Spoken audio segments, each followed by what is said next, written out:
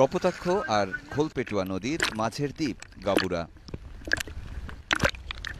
গত ৫ বছর আগে এখানে আঘাত এনেছিল আইলা। এতদিন পরেও সেই ক্ষত সারিয়ে এই জনপদের মানুষ চেষ্টা করছে উঠে দাঁড়ানোর। এখন নদীটা হেঁটে যায় জায়গায় একটা খাল, যখন পানি জোয়ার ভাটাতে চলে আসবে তখন পানিটা বড় হয়ে যাবে, একদম বিরাট একটা নদী। কি জানো কপোতাক্ষ না। রাশিদা খাতুন, স্বামী মারা গেছেন বাঘের আক্রমণে, নেই বাবা মাও। সবেধন মাথা গোজার ঠাইটুকু ভেঙেছিল আইলার নৃশংসতায়। আল্লাহ ভাই, আস্তে আস্তে আস্তে আস্তে সেই একটা রাজান দিলি অমনি পানি হোকলাই চলে আসলো। আজও এই অসহায় নারী শক্ত খুঁটির উপর দাঁড় করাতে পারেনি নিজের বিধ্বস্ত ঘরটি।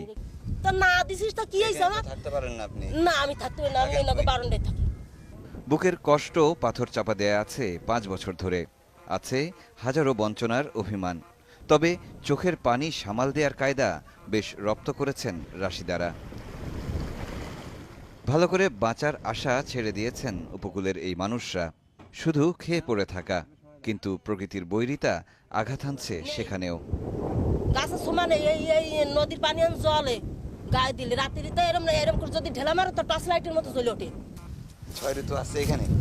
ঋতুয়ান কম হয়ে গেছে, অনেক কমে গেছে। অনেক কমে গেছে। কিরকম?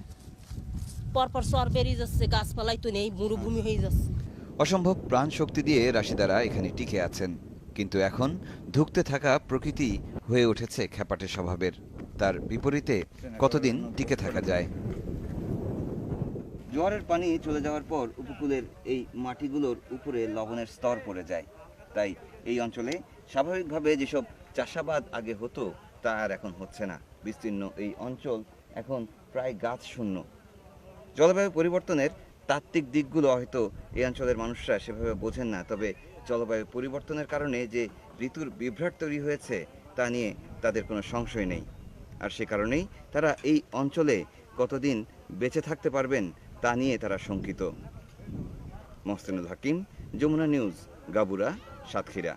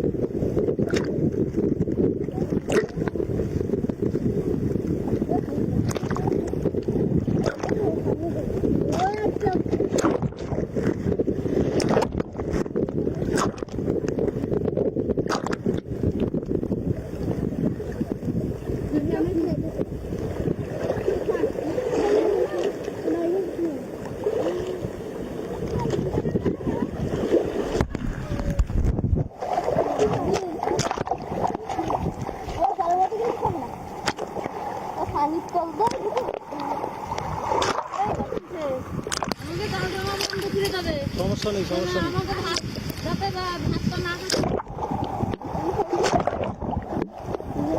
ঘরে বসে যদি খাতে পারে কষ্ট করে খাওয়া লাগে কি বলুন।